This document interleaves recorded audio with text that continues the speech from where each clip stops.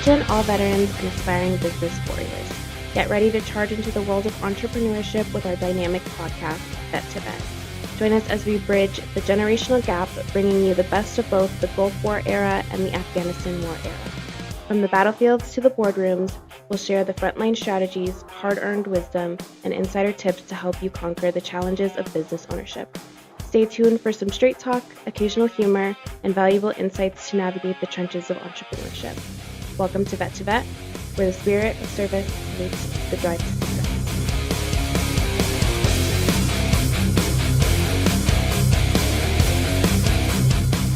All right, what's going on, guys? Welcome back to the Vet to Vet podcast.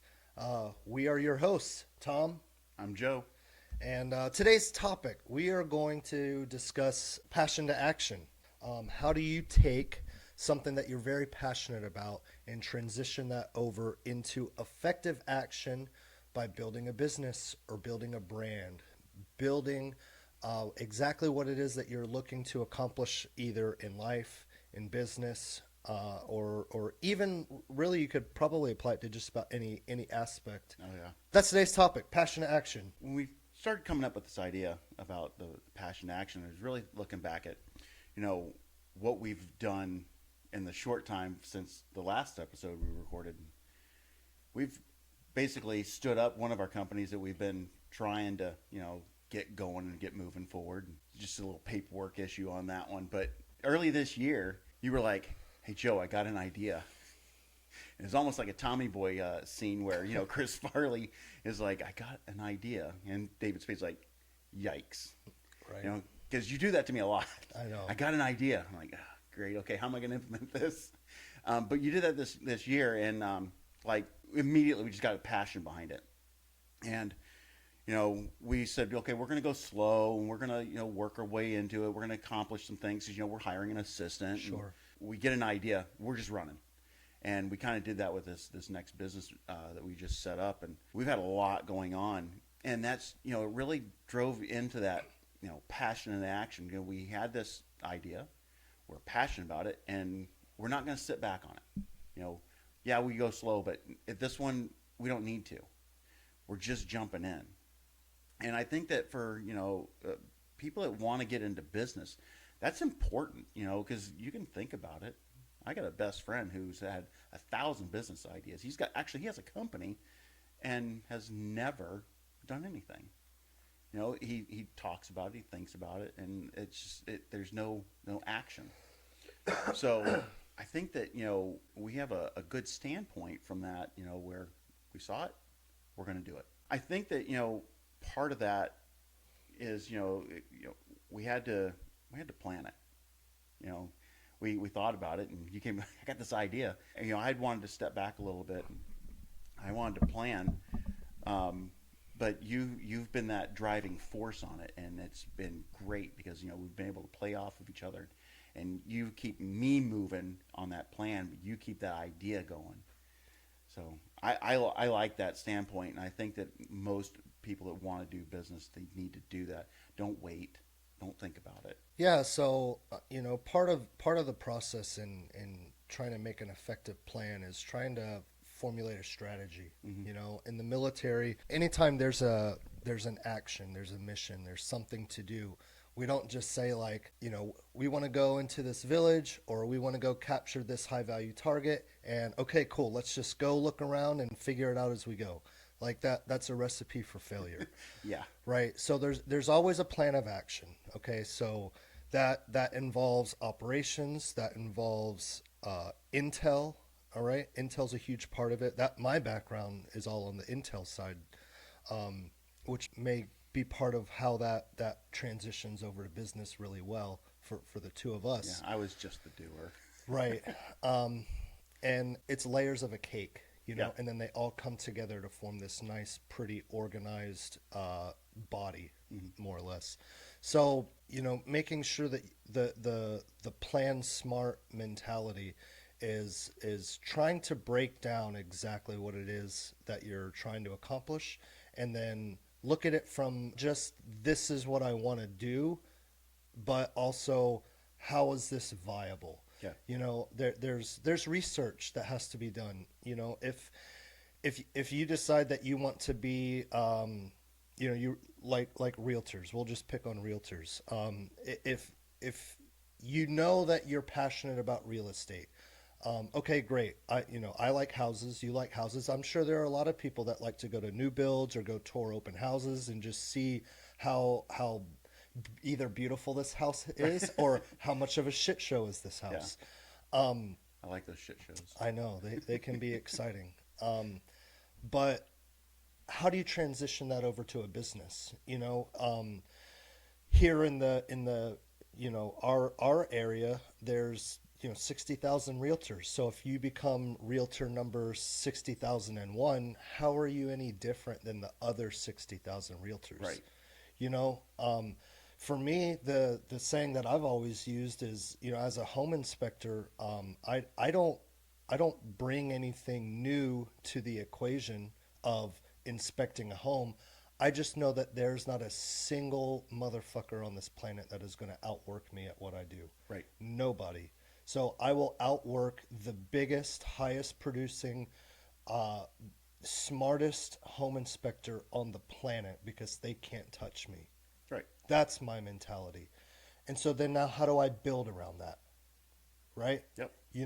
If you can locate that one thing that that is ingrained in your being and translate that into a way to make money or to build a brand or to build a business around it, that is step one in your plan smart. And you can't make that plan complicated either. You know when so you know I always go back to the military, but we'll use a military plan. You know they use a very a simple order. It's a 5 paragraph order, and it's you follow these 5 steps. That's all you have to the plan. Everything else is a standard operating procedure. But it's a very simple plan, and the reason why you want to kind of keep it simple is because things are going to happen. Things are absolutely going to happen. You're going to hit hurdles. You're going to run into roadblocks, or it's going to have to deviate you. There's things that's just going to happen that you can't rely on a very complicated plan. It has to be simple. And a simple plan is something that you can do in a day. You don't have to plan it out for weeks, months, and years. I mean, are you trying to start up a $1 billion company, or are you trying to start something because you want some independence, because you want to provide a service? Yeah. If you're trying to plan a $1 billion company right out of the box, you may want to put in a little more than a day worth of planning. But yeah, you're right. You build that plan around your passion and your work ethic, and your work ethic is going to come into play a lot from the very beginning to the point where you sell the company or whatever it is that you exit. But yeah, I think that you have to still keep it kind of simple, and you can plan things to death. So you're right. I think planning smart is the absolute best way, and just your plan could be on one sheet of paper, front and back. If it's just a front, maybe put a little more thought into it. But a front and back, and you're good. You've got a plan. Sure. And I think I try to look at examples of other people that I feel are also of the similar mindset. So when you talk about if you've got a great idea or a new technology or something like that, like those are other really really good areas to build your plan smart business model around. For me, mine was all around just hard work and grit and fortitude. And there are a lot of people that know that have known high profile athletes, high performing people in general that like Michael Jordan, like Kobe Bryant, like Tom Brady. None of them were the most talented person at any level of the sport. They were always either told that they were less than or told that they couldn't be as big as they eventually became. And even other athletes that played in the same sport as them will also say the same thing, that there were plenty of people around them that were more talented. The difference was that they just outworked every single person in the room, and that's how they became as big and successful as they were. Looking at your business and where it's started, I had the privilege of seeing it as it started to where it is today in just the short 2 years is just unbelievable, and it's a testament to that work mentality. You're right. Nobody goes out and works harder than you do. From day one, it was like, hey, I think this is what we need to do for marketing. I'm on it, and you were just like going. You didn't stop, and you have built to your business to a point now that we've got to expand it. We don't have a choice, and it's a testament to that mentality that you have. Nobody will outwork you. And the funny thing to that to me is like I still feel so behind. Like there's still so much left that I need to do, that we need to do, and I don't even feel as though I have time to slow down because there's still so much that needs to get done. Not even to get it to where I want it to be. I don't really have an end line or goal in mind. I just know that there's still a lot of work and effort that needs to go into it. And, if it's done right, it won't be long before, another year or another 2 years goes by and it's like, holy shit, look where we're at now. Just even where we are today from 2 years ago is just vastly different. If we actually put down the numbers and dissect it, a couple years down the road, it's going to be impressive to look at. So let's go to our next our next talking point: authenticity and building brand authenticity. As an individual, people can see through your bullshit. So no matter what, you need to be authentic. Be authentic to yourself. Put yourself out there in who you are and build a brand that is also representative of who you are as the business owner. If you were starting McDonald's, if McDonald's existed today and you were the healthiest, fittest person, but your business model that you're presenting to the public is all this fast food, junk food, but you're advertising it as the healthiest food on the market because that's who you are, but your brand isn't living what you're preaching, it's a recipe for failure. Right. Yeah, you can't create a brand around something that you're not. It's not sustainable. Right. Eventually somebody will figure it out. That's just not you. So yeah, the marketing standpoint of it, it's not just a logo. It's how you present yourself on social media. Not a fan of social media, but as you will probably have seen with my social media. But it's how you present yourself on that. If you're always trying to be, preachy, but that's not who you are, or if you're trying to be funny and you're not a funny person. I'm not that funny, but if you're not being true to yourself, then it's going to come through in how people perceive you. You and I do a lot of face-to-face presentations with our clients and with realtors and stuff, and if we're trying to come across more important than what we are, it's not. People aren't buying it, and so you're right, that brand authenticity is very, very important. When you look at a lot of really successful business models, you can take your own personal brand or your own representation of how you want your business set up and get it to a certain level. But there's going to be a roadblock there because people don't know what they don't know. You can build a brand around like a picture of yourself. Your face is your brand. Yeah. That can get you to a certain level, but eventually that's only going to get so far. At some point, you have to be able to build something that's recognizable in the public. That's why every successful business, Coca-Cola, Pepsi, McDonald's, all of those have built some sort of brand that when you see it, us as consumers, we just know what it is. I'm not doing my face as my brand. That Right. probably wouldn't sell a whole lot. But, Pepsi didn't do that either. They made a circle. Right. With a line through it and two colors. Yeah. And it doesn't matter where you're at or, what part of your life you see it, you know it. Mm-hmm. It's just, oh, that's Pepsi. So, yeah, it doesn't need to be anything that's extravagant. You're building something that's based off of you, what you can perceive as you. And again, simple.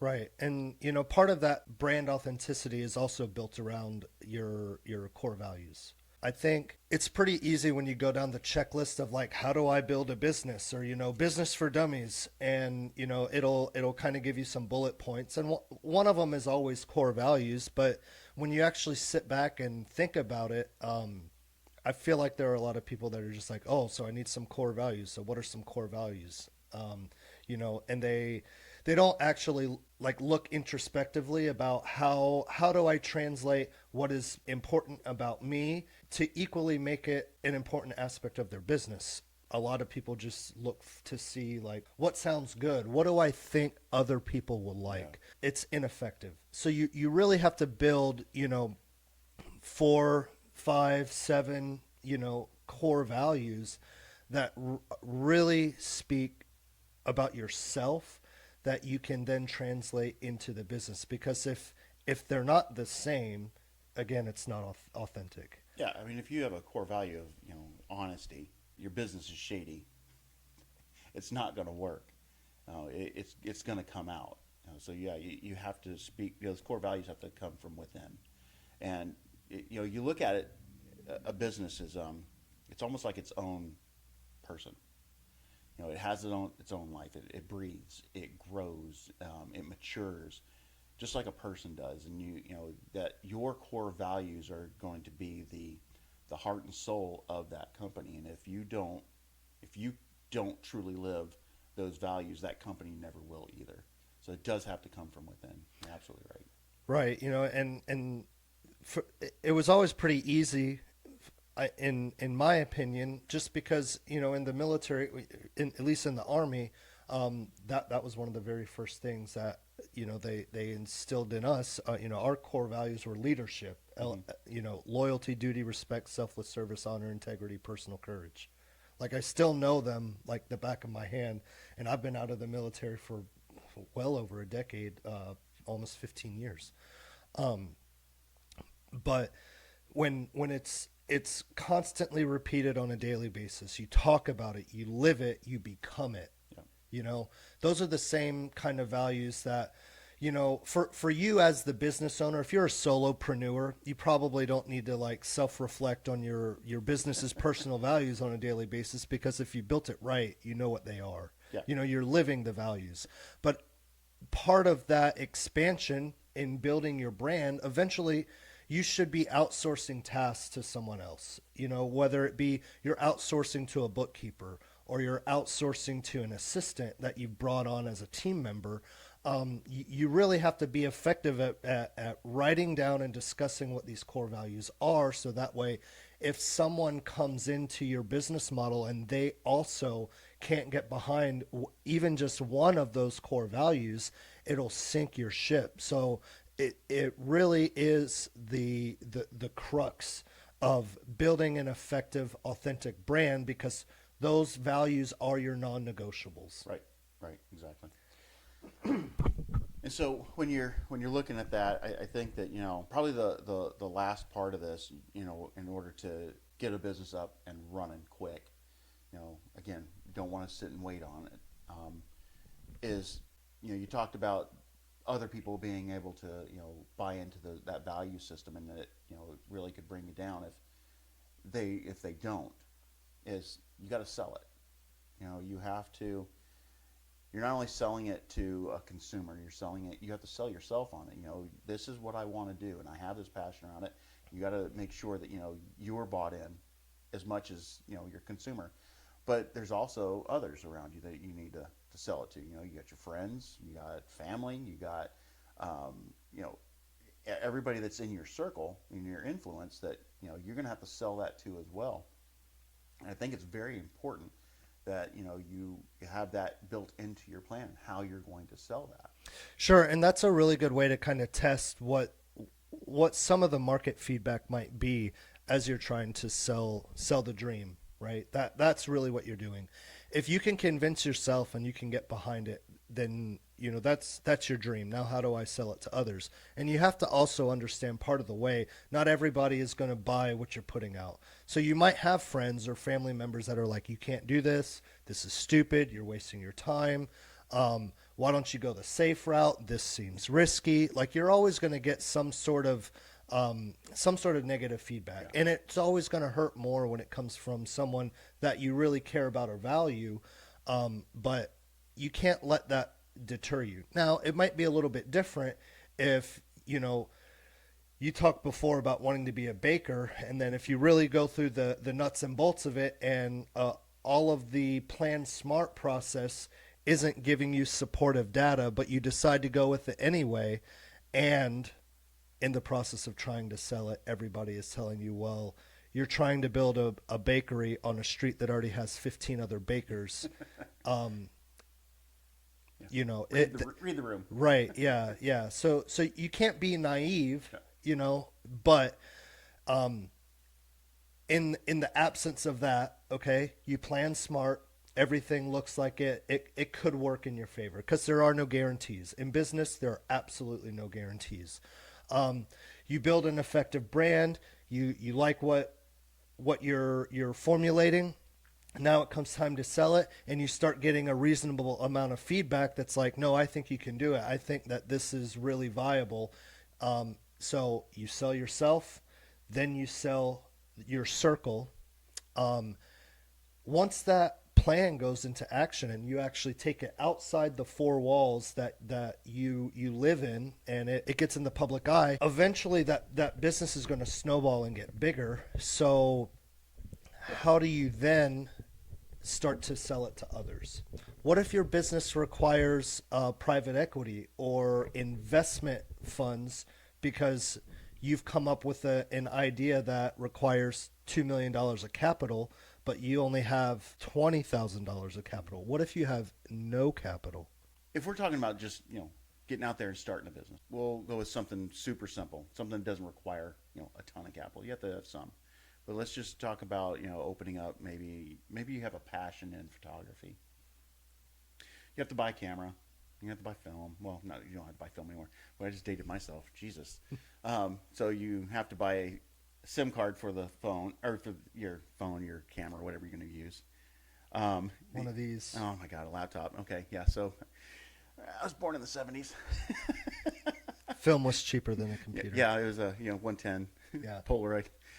Anyway, you have to buy material, tripods, lighting, and stuff. There's going to be capital required. But if you start out, again, make a smart plan. You're going to do your marketing and stuff and creating that brand. If you don't, we'll just take the average person where you're, maybe you got a job, you're working a 9 to 5. Don't give that up. Don't stop that. You want to make sure that you have something. You still have your income coming in. It makes it a little easier to sell, because you're not giving up everything. Do the job on the weekend. Start your business on the weekend. After hours, do a couple weddings. Find ways to make it work after hours. You're gonna have to you're gonna have to be dedicated to it. You have to, put a lot of time into it, work hard. But, it's easier to sell it even as yourself, to sell it to people, to get that capital, to get somebody to invest in it, to get somebody to buy, if you're not sitting there worried, where's my next paycheck coming from? It makes it easier. It takes a load off your mind. Not everybody gets that opportunity. But then again, sometimes, that's what you kind of have to do to put your back against the wall in order to, push forward and make it hard. So one of the things that I've always kind of a philosophy that I had, before I was a business owner, working for outside of the military, like when I was doing defense contracting and whatnot, is the best time to look for a job is when you already have a job. Yeah. I think the best way to really get a business started is to work yourself out of your job. Absolutely. So having that side hustle that you can really kind of at a slow trickle, start to build and let it start to grow its own traction until you are losing money by going to your day job. Yeah. I truly think that's one of the best ways to get a business started. And it's easy to just say like, okay, I'm just going to go all in. You know, you go to work the next day and you give them like, fuck you, boss. You know, like you've always wanted to do it. Like you see all the movies, like pour the soda on his computer, kick over the desk, and like, I'm out, bitches. You know, I think everybody's always wanted to do that, but I don't know that that's really going to be an effective way. Everyone always also likes to say keep a backup plan. I've never been a backup plan person. I don't burn bridges. You know, I definitely don't do that. However, you have to be willing to take a risk at some point. So your side hustle is always going to be your side hustle, as long as you continue to allow it to be your side hustle. Right. But you have to be able to understand that you're going to go through transitional moments. Even as daunting as it is when you when you get to the point where if I leave my day job, there goes my health care. There goes my 401k. There goes all of my safety net, and now it's all on me. And a lot of people can be really distracted and look at that like a negative aspect. If you price out what all those incentives, because that's all they are, they're employer incentives to try to get you in the door. If you really price out what they are, you can work into your business model just a fraction more work and then just go buy it yourself. We just did that with, the newest company. Mm-hmm. Sat down, looked at the numbers, and like, we can do all this. We can make this work. Right. And that's, based on the back of the current companies we have, we can easily start this next one. And it's just, you just have to sit and work the numbers. You're right. Employee benefits are nothing more than an incentive to keep you there. That's it. They're basically overpaying you, so you can't go anywhere. You're held hostage financially. We just recently had a situation like that where, we had somebody that was all in, but he needed health insurance. So took a different job for health insurance. And it's like, if we put in everything here, if you're dedicated to this, you can make that work, and you can get that health insurance. You can get that 401k. You can get the IRA. We just set up and you don't, if you're a true entrepreneur, if you have that true entrepreneur spirit, you don't want to be held hostage by a company ever. You're right. You work yourself into that. You want to work yourself out of that job and into your new one. And it's dedication is what it takes. It takes a lot of dedication to do that. Yeah, and I would say as we begin to wrap up, number one, as a business owner, all you are is a problem solver. That's all it is. Yeah. So you have to be flexible. You have to keep an open mind, and you literally just have to solve problems. That's all it is. If you're not an effective problem solver, do not get into business. Okay? Because you have nobody else to rely on. Nobody's coming to save you. Nobody owes you shit. So go into it understanding that throughout the entire process, from step one of Plan Smart, through building your brand, through selling the dream to anybody and everybody, all of those steps and far beyond that are just broken down problems that only you can solve. And you can collaborate, you can discuss, you can come up with you can get into a brainstorming session with ChatGPT in order to help you try to solve the problems. But at the end of the day, go into it understanding that the entire process of business ownership is problem solving. Yeah, more technology. It's not going away. Say somebody's watching this and they want to start a business today. They're ready to do it today. Could they do it? Yeah, absolutely. You would be shocked if you've never gone through the process of starting a business. Number one, how cheap it can be. And number two, how quick you can get it done.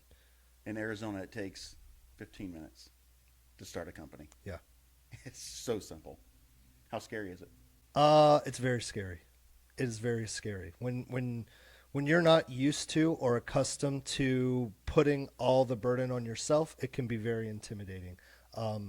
I am not easily deterred or intimidated by much.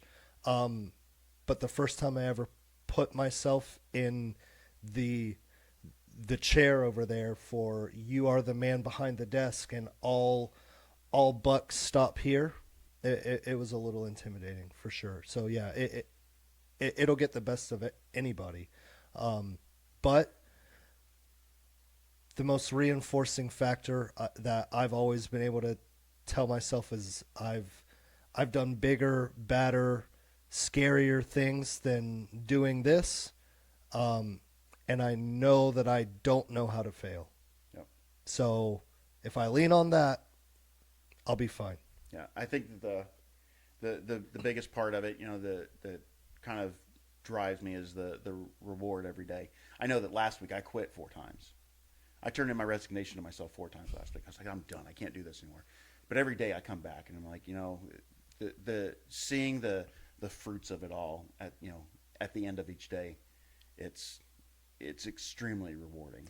It is, and I think, you know, for everybody else listening too, you know, what makes us effective is we kind of do this division of labor thing, whereas Joe's more of the systems guy, I'm more of the visionary. And it's not to say that there are that there aren't other ways of trying to build a partnership.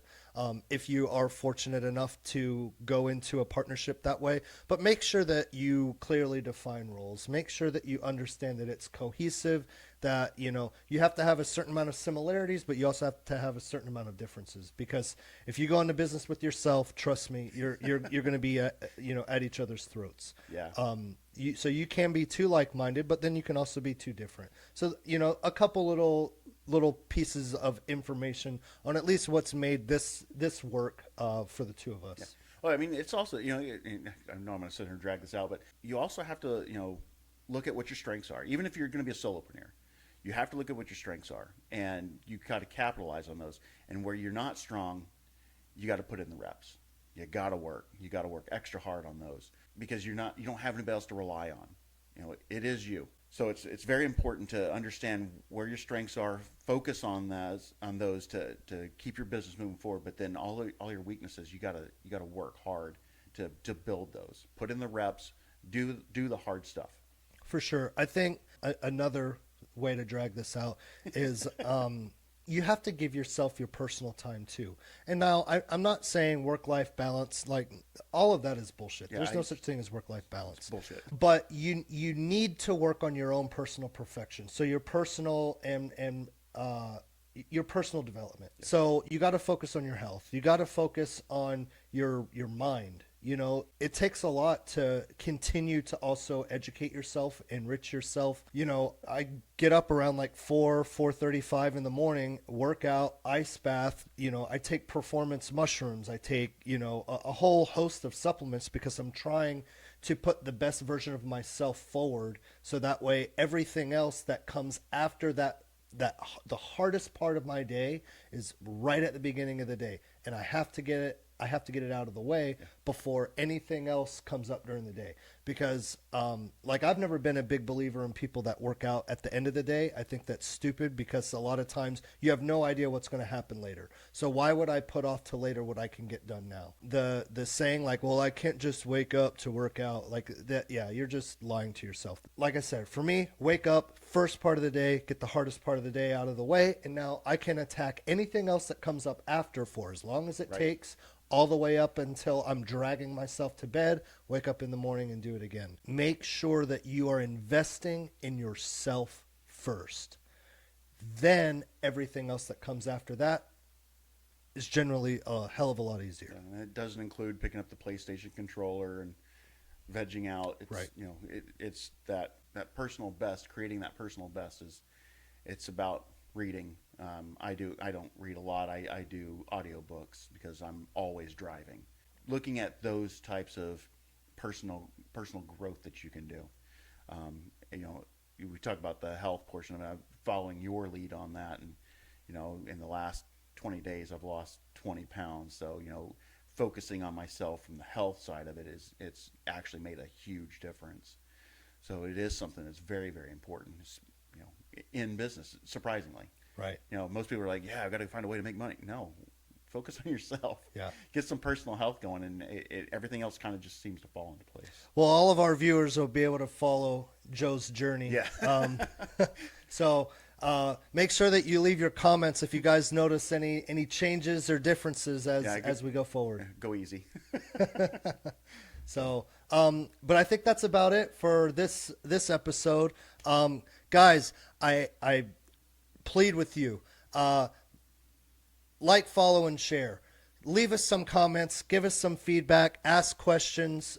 We would love to be a resource for you guys. Any topic related to business or not. If you want us to talk about it, shoot us a message, shoot us a DM, get with us. We'll try to put some on the next episode. We didn't get a chance to go look over last episode to get some on this one. And yeah, go out and attack the day.